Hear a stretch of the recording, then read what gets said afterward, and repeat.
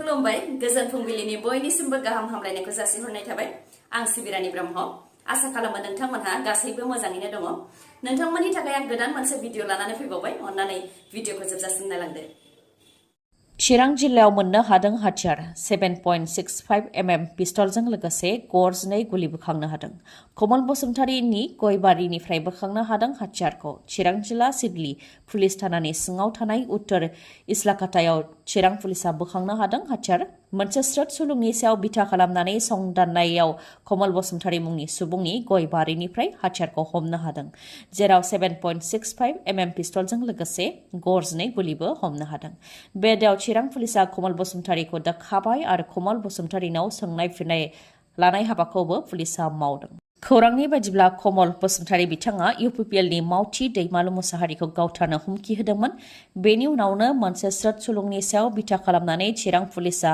कमल बसुमतारीनि न'आव थांनानै बिथांनि गयबारियाव सिग्रोमहैदोंमोन जेराव गंसे 7.65 mm पिस्तलजों लोगोसे गरनै गुलिखौ बोखांनो हादों क'क्राझाराव फिन जिनाहारि जाथाय उन्दै बर' हिन्जावसा गथ'खौ जिनाहारि खालामदों क'क्राझार सहराव जिनाहारि खालामग्रा दुथांखौ क'क्राझार पुलिसा दा हमबाय दुथांनि मुङा आनवार हुसैन 24 बोसोर बैसोनि आरो दुथाङा टाइल्स मिस्ट्रिनि हेल्पारमोन क'क्राझार सहराव थानाय साइन्स कलेजनि साखाथियावनो जानो मोन्दों बे जाथाया फोरमायथिनाय बायदिब्ला न'आव रावबो गैयैनि खाबु लानानै उन्दै हिन्जावसा गथ'खौ बुरखायनानै गुबुन जायगायाव लानानै थांदों बेनि उनाव निसा जाहोनानै जिनाहारि खालामदों उनाव थद गैयै हालोदनिफ्रायसो उन्दै हिन्जावसा गथ'खौ गुबुन जायगानिफ्राय बोखांनो हादों जाथायखौ लानानै दायनिगिरिखौ फासिनि साजा होनांगौनि थाखाय दाबि दैखांदों आटसु आरो बनसुनिफ्राय आरो जाथायखौ लानानै क'क्राझार पुलिस थानायाव दुथां आनवार हुसैननि हेंथा एफआइआरबो होदों जेराव एफआइआरआव SC/ST प्रिभेन्सन अफ एट्रसिटिस एक्ट 1989 खौ होफानो थाखाय असिखौ बुंथिनाय जादों होननानै फोरमायथिदों बनसुनिफ्राय मानोना एट्रसिटिस एक्ट 1989 नि गेजेरजों बिजिरोब्ला फार्स्ट ट्रेकनि गेजेरजों 30 निफ्राय 40 साननि गेजेरावनो केसखौ नायबिजिरनानै बिजिरनाय होनो गोनां जायो स्पेशल DSP रेंकनि नायबिजिरनाय जायो आरो भुगिनांनायनो स्पेशल कम्पेनसेसन अदेबानि अनसुंथाइ होनो गोनां जायो नाथाय जोंनि बर'फोरा जेब्लाबो हाराहास्ति खालामजानो गोनां जाबोदों बुजानो गोनां जादों बुथारजानो गोनां जादों नंखायै फान्दायनानै गावथारजानो गोनां जादों जिनाहारि खालामजानो गोनां जादों नाथाय एफआइआर होनाय जाबोदोंब्लाबो पक्स' आरो IPC एक्ट बायदिखौ होनाय जायो नाथाय SC/ST प्रिभेन्सन अफ एट्रसिटिस एक्ट 1989 खौ माब्लाबाबो पुलिसा होआखै नाथाय बियो जोंनि ट्राइबेलफोरनि मोन्थाय बेनिखायनो जाहाथे एट्रसिटिस एक्ट 1989 खौ होफायो बेनि थाखाय बनसुआ एफआइआरनि गेजेरजों दाबि खालामदों होननानै फोरमायथियो आरो बेखौ मानियाब्ला क'क्राझार पुलिसनि हेंथा धरना होनाय हाबाफारि लानाय जागोन आरो दायनिगिरिखौ फासि होआब्ला प्रशासननि हेंथा आयेननि राहा लानाय जागोन होननानैबो बुंथियो बिथांमोना लोगोसे बिटिसिनि गाहाय प्रमद बर' बिथाङाबो बे केसखौ जाहाथे नायो बेनि सायावबो बिथांमोनहा बुंथियो क'क्राझार जिल्ला एबसुनिफ्रायबो दायनिगिरिखौ रायजो राजानि सिगाङावनो फासि होनांगौनि दाबि जायनाखि बिसोरनिया थैयावनो बेफोरबायदि आखुथाया दंखायो बेनिखायनो बेबायदि गाज्रि खामानि मावनो थाखाय बिसोरो नाजाबाय थायो आरो रायजो राजानि सिगाङावनो फासि होनानै साजा होआब्ला बिसोरखौ होबथानो हानाय नङा आरोबाव बेबायदिनो खालामबावगोन होननानै बुंथियो एबसुनिफ्राय लोगोसे जोंनि गार्जेन बा नखरनि गाहायफोरा बेनि सायाव नोजोर लाखिनायजों लोगोसे जों गासैबो सांग्रां जानो नांगोन होननानै बुंथियो आरो जोंनि आइजोफोरा बा हिन्जावफोरा गुबुन हारिनि हौवाफोरनि नंखाय आरो गोदै गोदै राव रायज्लायनायजों जाहाथे गोजावा बेनि थाखायबो सांग्रांथि होयो एबसुनिफ्राय जाख्लनायनि हेंथा आरो सोलायनायनि स्लगानजों गोहोआव फैनाय प्रमद बर'नि बिटिसि सरकाराव फिन जाख्लनायनि गेदेर अजद सिखांदों RTI होनायनि उनाव अंगनबादि मिरुनि थाखाय फैनाय खौथि रां जाख्लनाया सोराङाव फैदों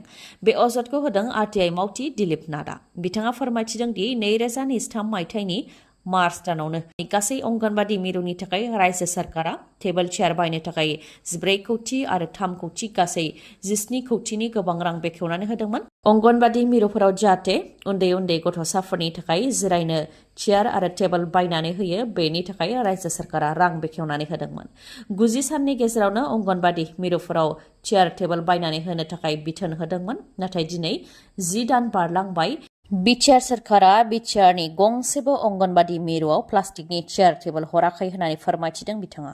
बेनिखायनो बेयाव सन्देह जादों होननानै फोरमायथिदों बिथाङा आरो जाय थिकादारा बेनि खामानिखौ मोनदोंमोन बेनि सायाव जाहाथे नायबिजिरो बेनि थाखायबो प्रमद बर'निसिम खावलायहरो बिथाङा आरो गिबि मन्त्रि डक्टर हेमन्त बिश्व शर्मा बिथांनिसिमबो खावलायो मानोना उन्दै गथ'साफोरनि चेयार टेबोलनि थाखाय सफैनाय रांखौ उन्दै गथ'साफोरनि खुगानिफ्राय सेनानै जादों होननानै बुंथियो बिथाङा आरो बेबायदिजों बिटिसिआ माबोरै जौगागोन होननानैबो बुंथियो बिथाङा लोगोसे बुंथिबावोदि थिकादारा जानो हागौ बिफानजों गोरोबनानै रांखौ जादों मानोना बिटिसिनि ससियेल वेलफेयार मावख'नि बिबानगिरिफोराबो बेफोर गासैखौबो मिथियो नाथाय बेनि सायाव जेबो नायबिजिराखै बा राहा लायाखै होननानै अजद होयो आरटिआइ मावथि दिलीप नाथ बिथाङा आरो बेफोर गासैबो आरटिआइ होनायनि उनावनो सोराङाव फैदों होननानैबो फोरमायथियो दिलीप नाथ बिथाङा।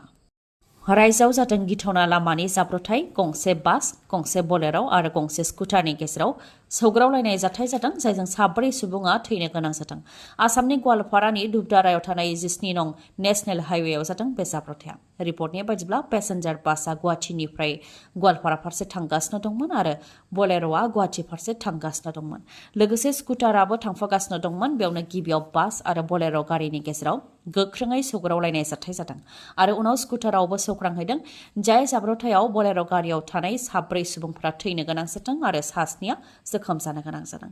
बे जाब्रबथायजों बलेर' गारिया थेर बेथेर जाजोबदों जायजों बलेर' गारि सालायग्राया जायगायावनो जिउ खोमानो गोनां जादों। गुबुन सानैया रंजुली देहा फाहामसालियाव फाहामथाय लाबाय थानाय समावनो जिउ खोमानो गोनां जादों आरो गुबुन सासेया फाहामथायनि थाखाय गुवाहाटी फारसे थांबाय थानाय समावनो जिउ खोमानो गोनां जादों। बिथांमोननि अनगायैबो बे जाब्रबथायजों गोब्राबै जोखोम जानाय 2खौ फाहामथायनि थाखाय गुवाहाटी फारसे दैथायहरनाय जादों आरो माखासेखौ गवालपारानि सिभिल हस्पिटालाव फाहामथाय होनाय जादों। बे जाथायनि अनगायैबो गंनै स्कुलनि गारिनि गेजेराव सौग्रावलायनायावबो 4 फरायसाफोरनि जिउ खहा जादों। थैनाय फरायसाफोरा 6 बोसोरनिफ्राय लानानै 9 बोसोर बैसोनि गेजेरावमोन। उत्तर प्रदेशनि बुदावनि नाबीगंज र'डआव जादों बे जाब्रबथाया। SRPS इंलिश मिडियाम स्कुलनि मारुति वेनआ खारबोबाय थानाय समावनो लामायाव थानाय हाखरनि थाखाय सामलायनो हायैयाव गुबुन गंसे स्कुल बासआव सौख्रांहैदों जायजों 4 फरायसाफोरा थैनो गोनां जादों आरो गारि सालायग्रायाबो थैनो गोनां जादों। बेनि अनगायैबो 6 जोखोम जादों। जोखोम जानायनि मादाव 6आनो गाज्रि जोखोम जादों होननानै मिथिनो मोननाय जादों। सरासनस्रा जोखोम जानाय सुबुंफोरखौ गोख्रै फाहामथाय होनो थाखाय खाथिनि सोरखारि देहा फाहामसालियाव दैथायहरनाय जादों। बुहुमनाङैनो कर'ना भाइरास गोसारनाय समाव नोंथांनाव कभिड-19 पजिटिभ बा कर'ना जादोंमोन नामा? जुदि जादोंमोन अब्ला नोंथाङा माखासे खामानि मावनायनिफ्राय गोजानाव था। नङाब्ला नोंथाङा गेदेर खैफोदजों मोगा-मोगि जानांनो हागौ बा नोंथाङा जिउबो खोमानांनो हागौ। मिरुनि सावस्रिनि मन्थ्रि मनसुख मांडविया बिथाङा बेनि सायाव सांग्रांथि फोसावदों। Indian council of medical research ICMRआ हार्ट एटेक जानायनि सायाव नायबिजिरनायनि उनावनो मिरुनि सावस्रि बिफाननि मन्थ्रि मनसुख मांडविया बिथाङा सांग्रांथि फोसावदों। सांग्रांथि फोसावनाय बायदिब्ला नोंथांनाव जुदि कर'नाया गाज्रियैनो गाग्लोबदोंमोनब्ला नोंथाङा गोबां खामानि मावनाय आरो माखासे गोरा एक्सारसाइज बा ब्याम खालामनायनिफ्राय 1 बोसोर बा 2 बोसोरसिम गोजानाव थाथ'नांगौ।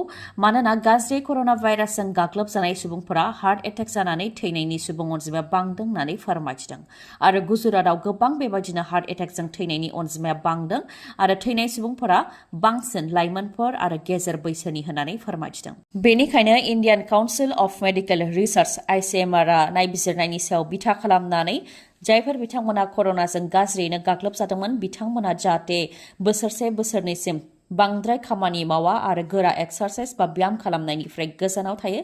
बेनि थाखाय मिरुनि सावस्रि बिफाननि मन्थ्रि मनसुख मांडविया बिथाङा सांग्रांथि होदों। साननि समावनो डाकातिनि उदखार ढेकियाजुलियाव हमजादों 3 डाकाति। साननि समावनो डाकाति खालामनो फैनायाव सनितपुर जिल्लानि ढेकियाजुलियाव हमजादों 3 डाकातिफोरा। लिलि सार्भिस स्टेशननिफ्राय पुलिसा हमनो हादों 3 डाकातिफोरखौ। हमजानाय डाकातिफोरनि मुङा फारियै दीपज्योति राभा, सबिन राभा आरो इब्राहिम आली। फोरमायथिनाय बायदिब्ला डाकातिफोरखौ हमनो हानायजों लोगोसे डाकातिफोरनिफ्राय गंसे पिस्टल आरो नाम्बार गैयै गंसे पालसार मटर साइकेलबो हमनो हादों। जौ लोंनानै खैफोदाव गोग्लैदों सासे पुलिस कनस्टेबलआ। डिउटियाव थानाय समाव जौ लोंनायनि भिडिअ'आ समाज बिजोङाव जोबोद गोख्रैथिजों गोसारनायनि उनावनो कनस्टेबल अम प्रकाश सिंहनि खर'आव साग्लोबदों गोसोम जोमै। बिथाङा फाथासिल आमबारि पुलिस थानानि कनस्टेबलमोन। नाथाय डिउटियाव थानाय समाव मोजां आखुथाय बाहायैनि थाखाय आरो बिफाननि नियमफोरखौ फालियैनि थाखाय बिथांखौ सासपेन्ड खालामबाय। फाथासिल आम्बारि पुलिस थानानि अ.सि. इन्सपेक्टर सतीश साह बिथाङा कनस्टेबल ओम प्रकाश सिंहनि हेंथा रिपर्ट जमा होनायनि उनावनो इन्सपेक्टर सतीश साहनि रिपर्ट होनायनि सायाव बिथा खालामनानै अफिस अफ द डिपुटि कमिशनार अफ पुलिस सोनाब गुवाहाटी पुलिस डिस्ट्रिक्टनिफ्राय गांसे अर्डार बिलाइ फोसावनायनि गेजेरजों कनस्टेबल ओम प्रकाश सिंहखौ साख्रिनिफ्राय सासपेन्ड खालामबाय।